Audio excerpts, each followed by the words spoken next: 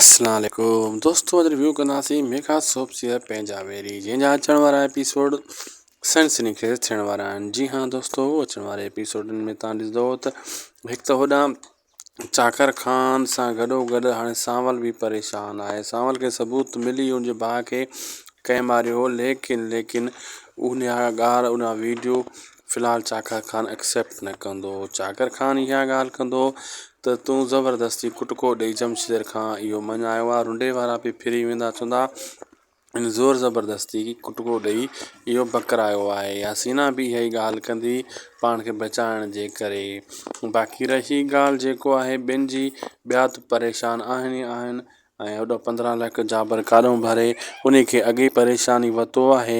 उनखे इहा परेशानी आहे त हाणे इन जो रस्तो को ॾियो। रस्तो उन वटि आहे कोन, बिल्कुलु कोन आहे। ऐं अॻिते जीअं जीअं ड्रामो जो एपिसोड वधंदा तीअं तीअं ड्रामो बहितरीनु ऐं ज़बरदस्त सनसनीखेज़ थींदो वेंदो। वीडियो पुॻो पंहिंजी पुॼाणी ते। असांखे ॾींदा इजाज़त। उदासी टेक यूट्यूब चैनल खे ज़रूरु सब्सक्राइब, लाइक, शेयर कंदा।